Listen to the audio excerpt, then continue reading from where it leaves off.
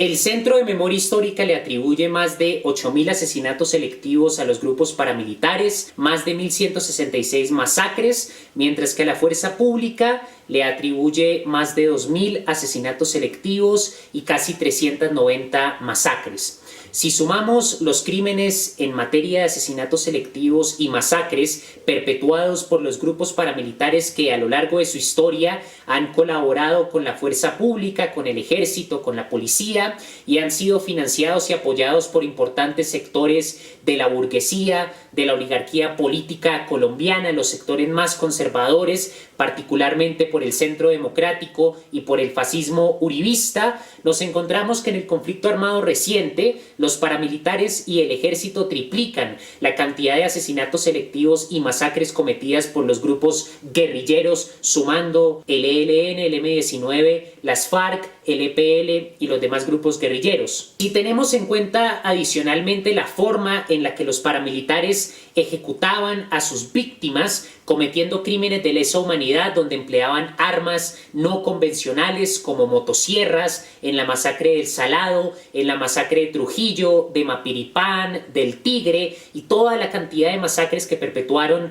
las AUC. Si a eso sumamos la modalidad vergonzosa, cobarde y completamente abominable de los falsos positivos, más de 3.000 falsos positivos reconoce la Fiscalía, donde el ejército asesinaba a jóvenes inocentes que no tenían absolutamente nada que ver con el conflicto armado, los asesinaban para luego hacerlos pasar por guerrilleros en situaciones esquizofrénicas donde se creaban reportes completamente falsos de enfrentamientos y situaciones que nunca ocurrieron, mataban a jóvenes inocentes, desarmados e indefensos, les ponían las botas al revés y los hacían pasar por bajas guerrilleras para luego reclamar una recompensa monetaria. Tenemos que los paramilitares, el ejército y actualmente la policía, pensando en todas las víctimas del escuadrón ilegítimo y criminal que es el ESMAD, más de 40 víctimas han sido asesinadas por el ESMAD, la policía y los paramilitares más recientemente en lo que llevamos de paro nacional. Si consideramos la magnitud de la sevicia, de la tortura, del descuartizamiento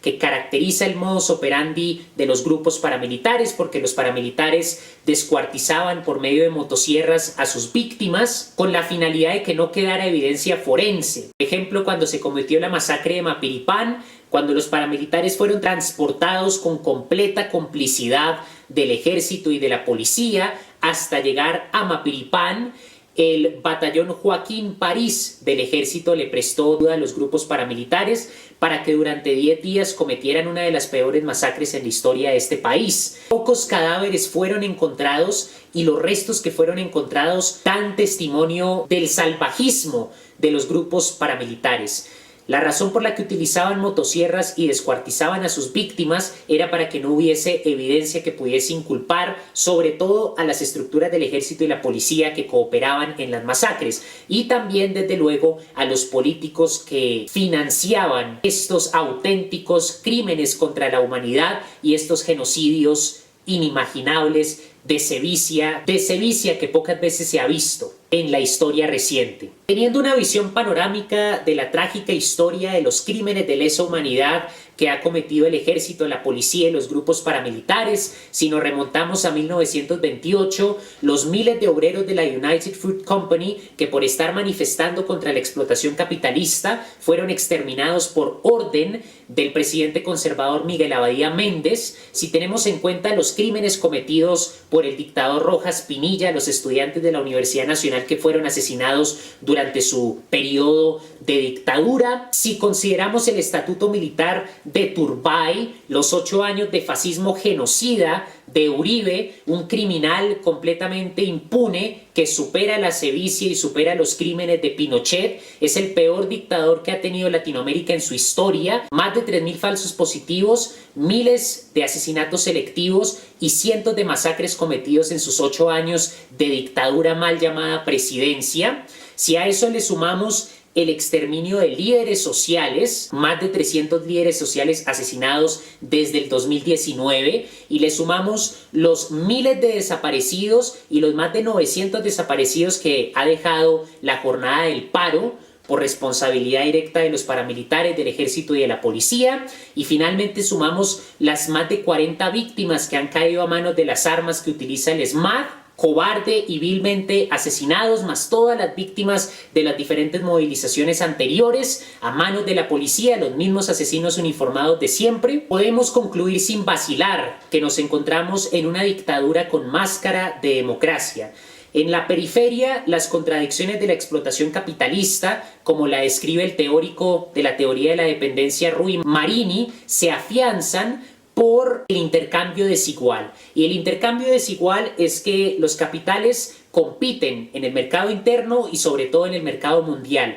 y aquellos capitales con una composición orgánica mayor, es decir, con mayor capacidad productiva, extraen lo que se conoce como plusvalía extraordinaria de los capitales con menor composición orgánica, es decir, los capitales tecnológicamente menos desarrollados, y al extraer plusvalía extraordinaria de los capitales tecnológicamente menos desarrollados de la periferia, el capital se acumula en el ciclo mundial de acumulación del capital en el centro. Y al empobrecerse las burguesías del tercer mundo, deben explotar aún más al proletariado, al campesinado, incluso a la clase media. La superexplotación del trabajo que agudiza la extracción de plusvalía absoluta y relativa, donde la totalidad del valor producido en una jornada laboral no se remunera en la totalidad del salario. Afianzar el trabajo enajenado, que es aquella ruptura entre la actividad productiva donde se invierte fuerza de trabajo humana con la finalidad de producir un valor de uso específico, la ruptura entre el trabajo útil y la actividad productiva y la idea que tiene del producto en su mente el productor, el asalariado, el proletario, pero sobre todo el ingeniero, el científico,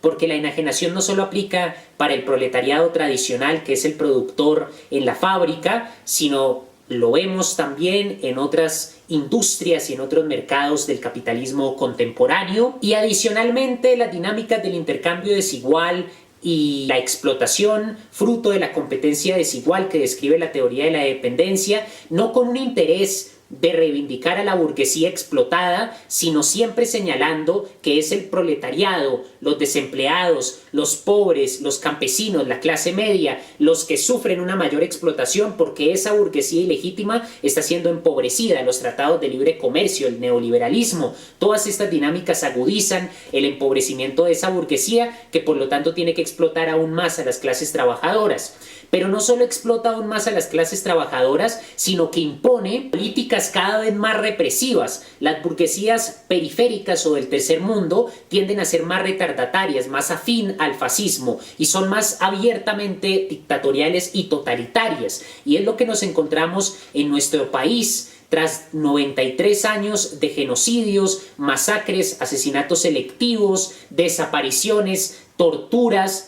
falsos positivos judiciales y toda la inmensa gama de crímenes de lesa humanidad que ha cometido la institucionalidad. La gran reflexión que nos deja trágica experiencia de la brutalidad de la policía, la deshumanización completa de las Fuerzas Armadas, que son cobardes e implican asesinos uniformados a sueldo que tienen licencia para matar indiscriminadamente, es que el problema no es una figura únicamente, no es solamente un partido. El problema es la misma institucionalidad. El Estado burgués no funciona, el Estado burgués es ilegítimo. El Estado burgués es el administrador de los negocios de los capitalistas. El Estado burgués no responde a las necesidades de las mayorías, ni de los indígenas, ni de los campesinos, ni de la clase trabajadora, ni de los estudiantes, ni de los maestros, ni de la clase media, ni de las mayorías oprimidas. El Estado burgués únicamente responde a las necesidades y a los intereses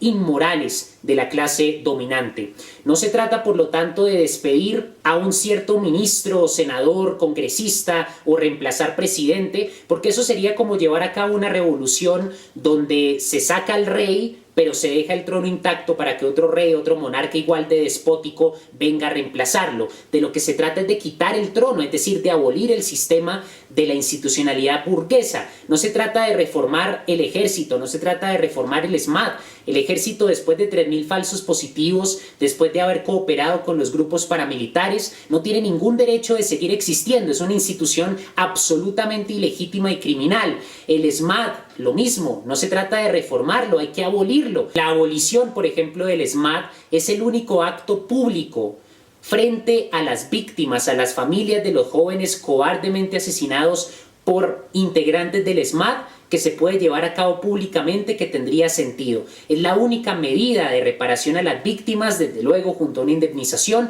pero es la única medida de reparación simbólica y realmente significativa de respeto a la memoria de estos jóvenes que han sido vil y cruelmente asesinados por los policías. Tampoco se trata de reemplazar meros funcionarios, sino que la conciencia social debe ir más allá. Las reformas son útiles y necesarias a corto plazo, pero a largo plazo se trata de transformar radicalmente la institucionalidad misma y encontrar nuevas expresiones de organización política, reconociendo que la organización política y el Estado burgués son un completo y absoluto fracaso.